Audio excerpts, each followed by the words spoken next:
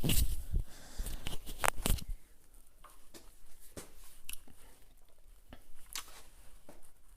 there, guys. So today we have another review, and what we have here is Ranke from Belgium, and it is their XX bitter.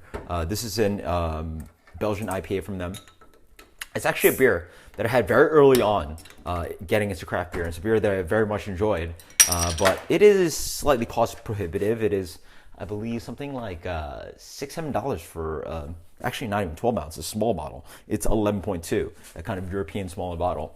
And so I haven't had it too many times, probably a couple times, and really excited to see, like sit down, like review it for you guys and really see what I think about it.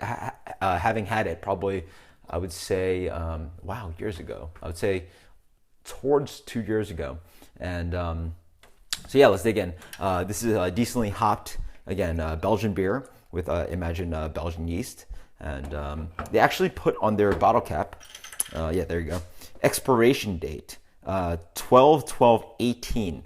So despite the fact that it is a Belgian IPA, I assume what they're trying to say is that the yeast will evolve, and you can probably sit on this beer for 4 or 5 years. So let's dig in. So the beer comes in a nice kind of, oh wow, I get a little bit of yeast particulate in there, nice kind of golden color, a little bit of orange, wonderful head on that fluffy Belgian head that you get. It's like really like foamy. Let's get the aroma on this. Yeah, first thing I get is a wonderful pop of sweet honey. It's very honey. Yeah, it smells like like honeyed toast. It just, that sweet floral honey. A good amount of this kind of, again, floral note, but it's a honeyed floral note. A touch of sugar, and that's sort of probably a combination of honey and sugar, but it's a sweet kind of thing. But the hops sort of balance it out, so it's much more an essence of these kind of notes. It does not smell like, like a big sweet bomb kind of beer. It just smells very light and floaty in the aroma, if that makes any sense. Cheers.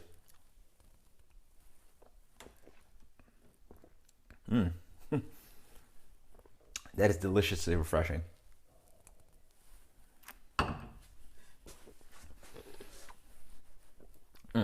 In the front, you get a nice kind of touch of sweetness, a touch of floral honey. Again, that same note I was getting in the moment.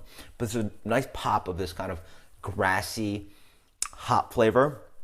It is a recently hop beer, and it does have this nice kind of pop of like green grass, sweet green grass.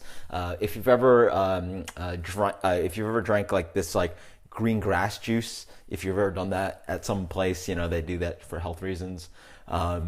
If you put sugar in it, it would taste slightly better, actually a lot better, and it would taste towards like this. Like it does have that green kind of grassiness, but has a touch of sweetness, which balances out that kind of almost abrasive kind of green chlorophyll flavor.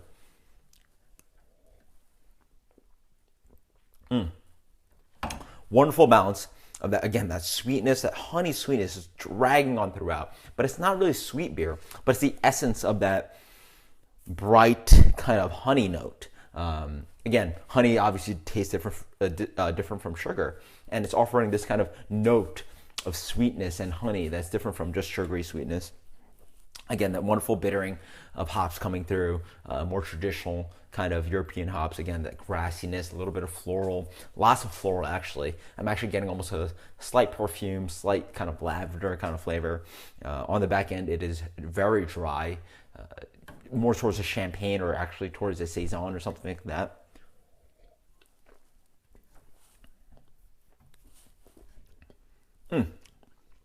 It's an absolutely delicious beer.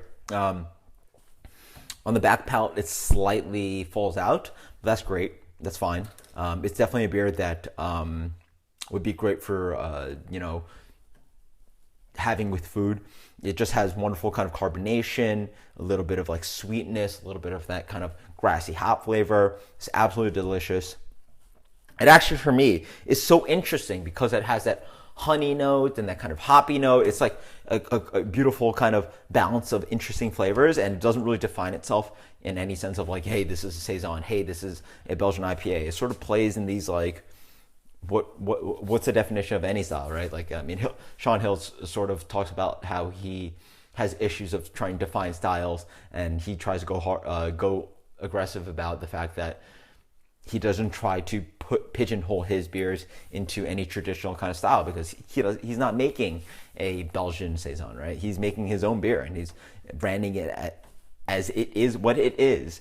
And this beer is a definition as it is what it is. It's a very iconic beer. It's a beer that I don't think I can compare many beers to.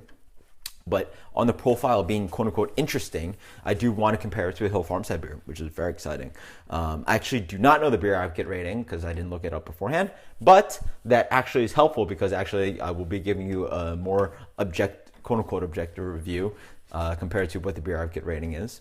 And I have to think. I want to give this a 95. Yeah, 94. 94 is a good rating for this beer. It's slightly light on the palate. It could use a bit more I don't want to give this beer funk, but it would be more fun if it had funk. But it is a great beer in it of itself. And 94. Until next time, guys, cheers. I hope you're able to try De Rank's Bitter XX, and it is a fantastic beer. Highly recommended. It's actually a very underrated beer in my mind. And until next time, guys, cheers. Later.